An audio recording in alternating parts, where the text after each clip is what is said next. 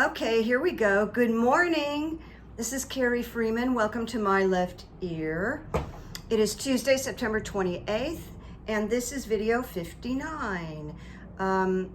Welcome to Political and Psychic Commentary. And you know what I realized is I got all ready to go and I didn't title this yet. So after when I upload it, I will title it. I guess I hadn't decided on the title yet. But I cover political commentary, psychic predictions, and some philosophy and spiritual things because I am a clinical hypnotherapist and I do psychic coaching and a lot of creative coaching also. And you can find information on me below and my email below. But I like to call myself a change agent. And also, I haven't said this in a long time, but it's important. This is for entertainment purposes only. I know that YouTube appreciates that mention. Okay, here we go. Now, I'm doing something different today because, you know, the news is really kind of grim. It's the gridlock in Washington and the fighting and the infighting. And so I decided to start with some quotes before we get into the news. So this is a passage from the book that I posted, The Obstacle is the Way, written by Ryan Holiday, who has really devoted his life now, young life, to discussing and teaching Stoicism, all about the Stoics, which is ancient philosophy, and it's something I'm studying, and I'm not an expert on, but I'm loving it and learning it. So I just got this book and I was really impressed with this particular passage. So I'm just going to read the passage to you. He writes, "You know what you want to do, but it feels like some invisible enemy has boxed you in, holding you down with pillows. You try to get somewhere, but something invariably blocks the path, following and thwarting each move you make. You have just enough freedom to feel like you can move, just enough to feel like it's your fault when you can't seem to follow through or build momentum." And what he wants everybody to know is that great individuals, like great companies, find a way to transform weakness into strength. He has a whole history of people that took what should have held them back, what in fact might be holding you back right this very second, and they used it to move forward. So you'd have to read the whole book, right, to get exactly what he's talking about. And he says, accordingly, every impediment only served to make the inferno within them burn with greater ferocity. And then we go back to the obstacle is the way.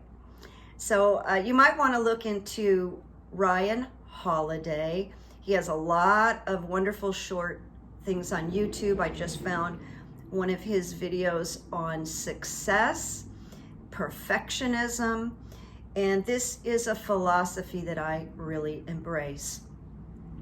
Now, the second quote is by a young man named David Hogg, H-O-G-G, who survived the Parkland shooting. And he became quite the spokesperson and leader. And he's a very inspiring young man. I think he's at Harvard or Yale right now, and he has great aspirations. He's incredibly articulate. So he tweeted this week, and I thought, wow. So I'm going to share this tweet he wrote with you. He's talking to the GOP, the opposition, the fascism. He says, oppose us for as long as you want. We're going to outlive you and replace every one of you in every state legislature, the halls of Congress, and every court. We're going to win. All because we have the most important thing most of those opposing us do not have: time. Isn't that profound? he's very young, and he's right. His generation has time, and they're not going to give up. I just love this quote by David Hogg, and I tweeted it out. Okay, now we're going to go on to more of the grit of what's going on. And here's where I have to admit to you, there are machinations of Congress and the Senate that I do not understand completely. That's why I could never be on a real television show, because the ins and outs of these bills and policies and machinations are really hard to grasp. But I typed in something this morning. What is reconciliation? This is what I got. I mean, I had an idea, but I wanted to type it in and deliver something to you. Reconciliation is a tool, a special process that makes legislation easier to pass in the Senate. Simple. I just took the simple things here. Budget reconciliation provides a fast-track process for consideration of bills to implement the policy choices embodied in the annual congressional budget resolution. All right, that's a lot to bite off, right? All right, so I'm going to go on. How does it differ from a regular bill? And it says instead of needing 60 votes, a reconciliation bill only needs a simple majority in the Senate.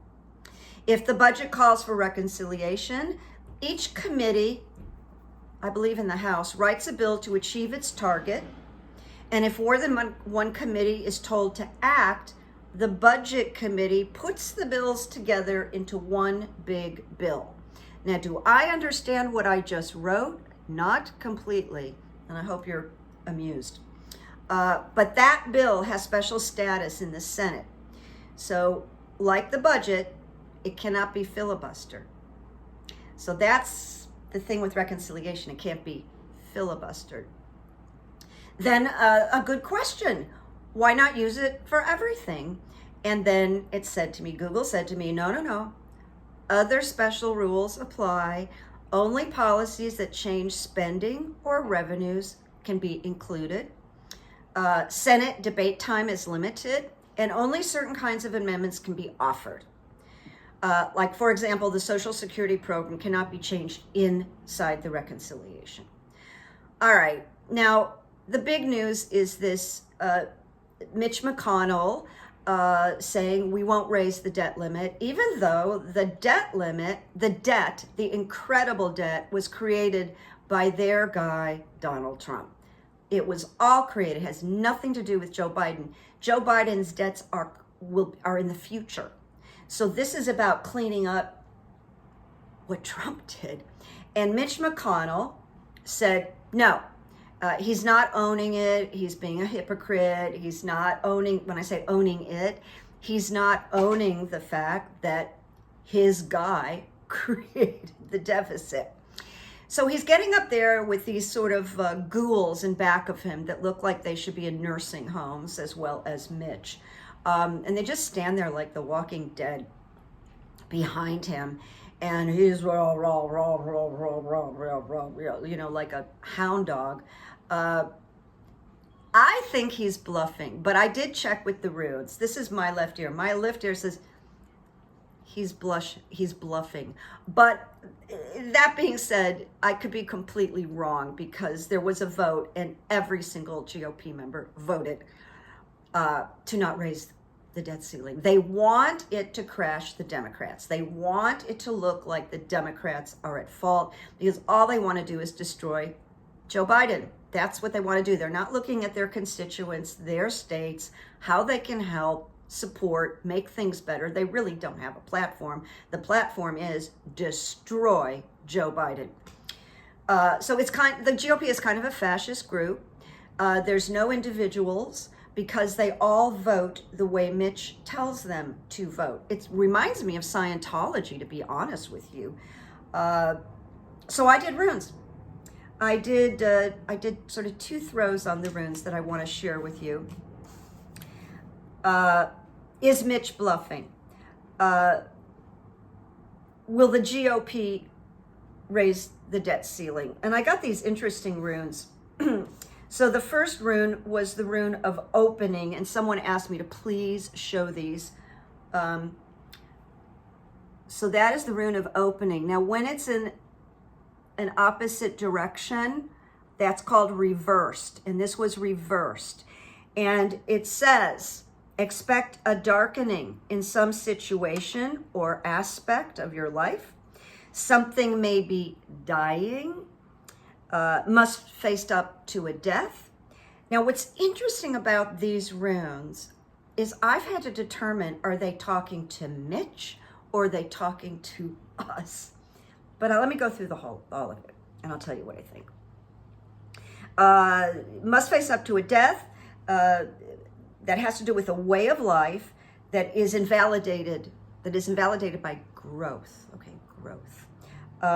Give up the old, it says. Prepare to live for a while empty. Interesting. Wait for the new to become illuminated. Now, the next one was the strength rune, and here is the strength rune, so you can see that it's not reversed. If it was reversed, it would be upside down like that. But strength. Okay, so it says something similar. The life that you've been living has outgrown its form. It must die, so new energy can be released. It could be a passage into darkness. Here we go again. Darkness, a death within. Prepare for opportunity disguised as loss. Okay? We might have a loss that will turn around and serve us. When I say us, I mean the Democrats down the road. That's the My Left Ear vibe. And so I wrote down Democrats 2022. I think it'll be very easily to communicate that this has nothing to do with the Democrats if they don't raise the debt ceiling and we go into this horrible gridlock. That's not necessary. And then the last one about this was signals reversed. So that is the rune of signals reversed. And it says, concern over failed communication. And what I want to say is, no shit. Failed communication is right. A sense of futility, wasted motion. But it says again, what is happening is timely. The well has been clogged and it's being cleaned out. This wasn't completely satisfying to me, this particular one, because I was like, are they talking to us or are they talking to Mitch? So I pulled one more for clarifying. And I pulled one rune, which I did on a few issues today. I got one on this debt ceiling thing, and then I pulled a clarifier. And here's what it's telling me. Despite what My Left Ear was suggesting that Mitch is bluffing, there is a real strong possibility that they will not raise the debt ceiling, that we will go into this shutdown, and I believe for a very short period of time, if it happens. But I got, this is the rune of self, and it is reversed. So I got a lot of reversals today, which I don't always get. I mean, sometimes I get these beautiful stories, but this is the self and it's reversed. And basically the message is blocked, okay? Blocked. Then I got opening again in the reversed position, unfortunately, my friends. So my gut, based on all of this and interpretation, is that they're going to go in and not raise the debt ceiling, which is very, very criminal. Very criminal. But once again, I have these, My Left Ear has this thing that a lot of these actions that are horrible, that are being taken by the states, by the Democrats as a whole, by Congress and the Senate, are going to wind around and benefit the Democrats. All right, so we're moving on now. Now, these are just quick mentions to you from my left ear. My left ear expects Bannon and Stone to ultimately end up in prison for helping to plan the insurrection. And you may know that Bannon, who looks like his liver is dead, went on his little podcast and just said, we had a meeting on January 5th, and so-and-so said, let's just kill this Biden presidency, or he said it.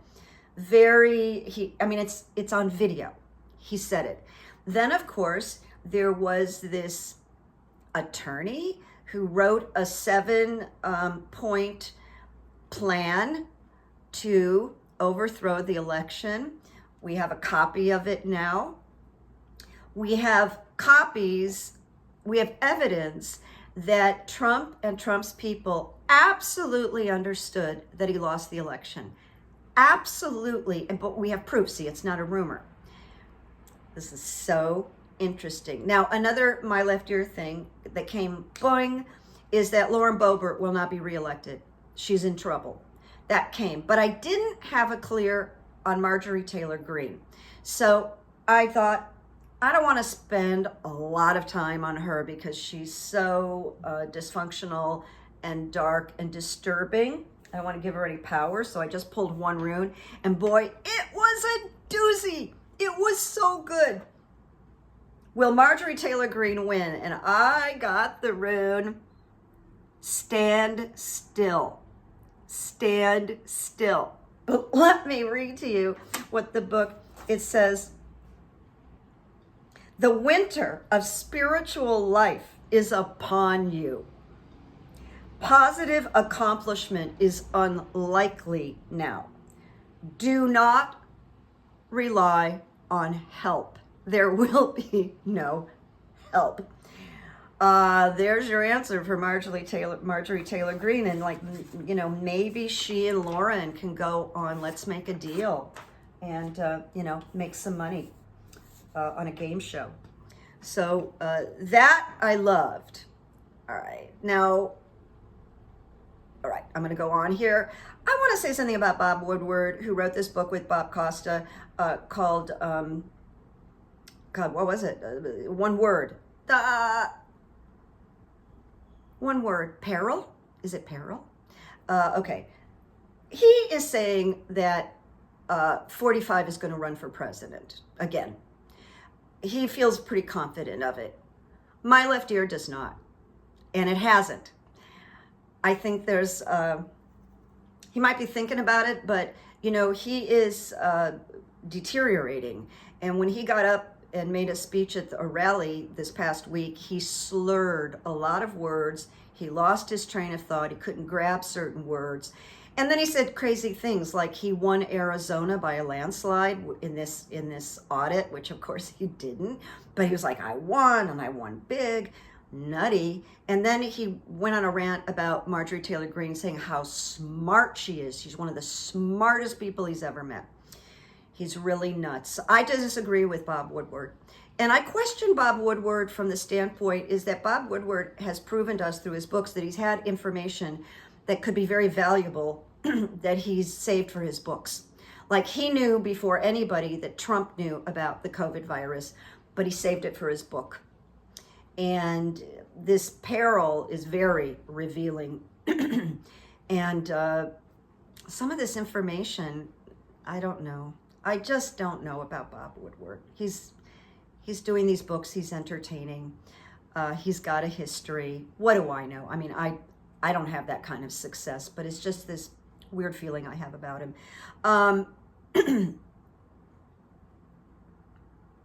Merrick Garland. I did one rune on Merrick Garland because I keep doing them. He has two legacies as far as we can see. It's like there's a fork in the road for Merrick Garland. One fork is that road is the man who did not hold 45 accountable and failed democracy. That's one road.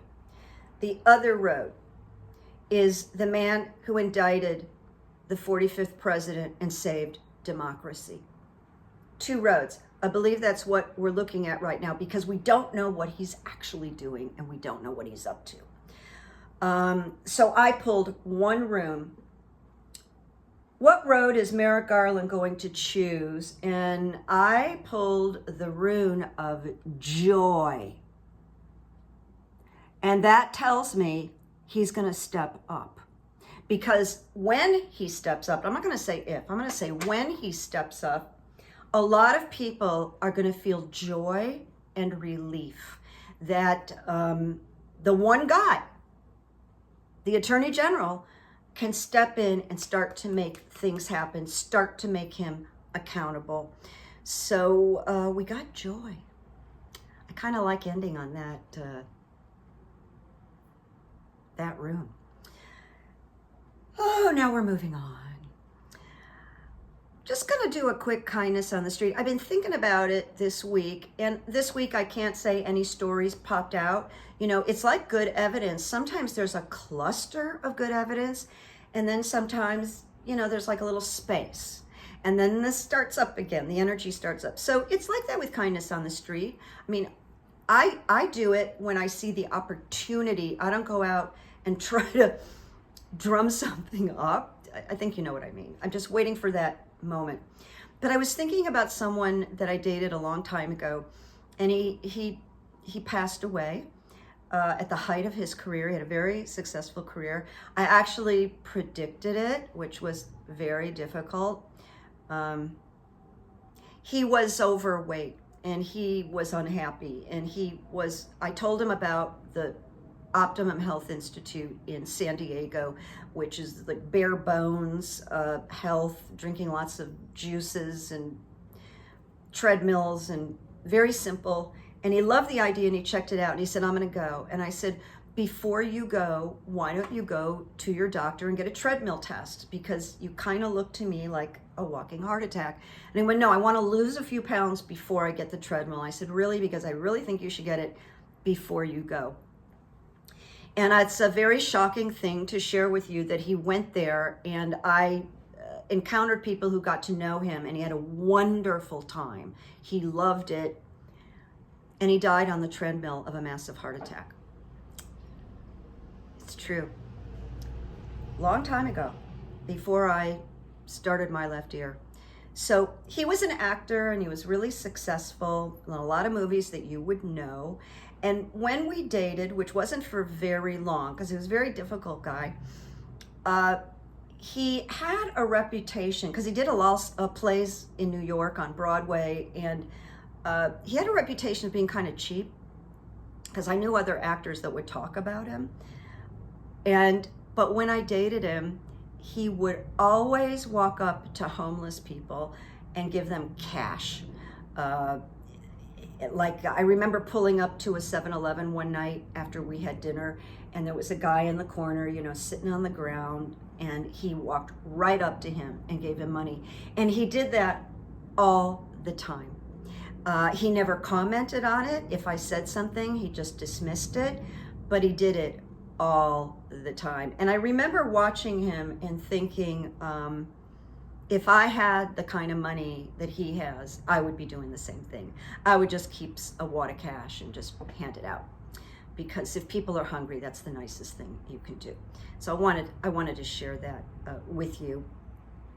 And in terms of good evidence, I had, the last couple of weeks, I've had some interesting experiences with clients.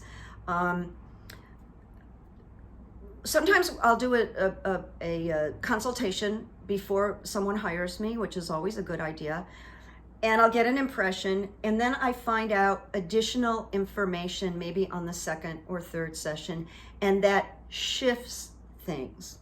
So it happened with one client. It was very, very difficult set of circumstances. Mid-session, I said, you know, I need to refund your money because I don't think I can help you. And I did. I don't want to go into it, but it was tough situation. Then another client, I learned more information that was like a big whoa. And I found out that the information is connected to her original issue, blah, blah, blah. So this was difficult. But then one of my clients from my left ear who had been coming to me sporadically, and I said, look, we can really make some progress if you'll just come every week for 4 or 5 weeks. I can really, and she made the commitment. And right after she made the commitment, she got a $30,000 a year raise. And that was really great evidence for her, and it made me feel wonderful. And she wrote it down in her evidence book. So we're making progress. I have a 17-year-old client, a young man, and his parents found me because he had eating, not like anorexia, but could hardly eat any foods, like doesn't like a lot of foods, picky, picky, picky, and a little thin. And I started working him pre-COVID, then COVID happened, really liked this young man, took a long break. He did not want to Zoom, and you cannot make a teenager do something they don't want to do. So we lost contact. And then, you know, when this started to subside, the COVID, or we thought, he wanted to bring his son back. He said his son had done great. So now he comes back and he's more mature and he's getting ready for college, and his eating has really opened up. He's experimenting, he's trying things, he's growing, and he got fantastic grades. So that is a success. And then early on, I had a woman contact me that found me through my left ear, and we did a half an hour psychic coaching, and we did 2. And the second one, I said, look, your husband is going to find a really good job, and I think it's going to happen in July. So she stayed in touch with me, really a lovely human being, and he didn't get the job in July, and I could feel her panic long distance. So I emailed with her, and I spoke with her without charging her. It was just one of those pro bono things. And one day, about 3, and I kept saying, no, he's getting the job. My timing is off, but there's no doubt whatsoever. And I was 3 weeks ago having lunch with some friends, and I get a text, and she goes, Carrie, he got the job. It's a good job. And then he started the job, and he likes it. And she sent me a check. She sent me money as a thank you. I did not ask her for it. And so these are beautiful things that happen, and I just wanted to share them with you. All right.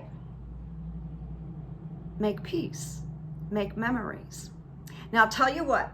The next video is going to be Sunday, October 3rd, because that'll be my year anniversary on YouTube and my birthday, which I did on purpose.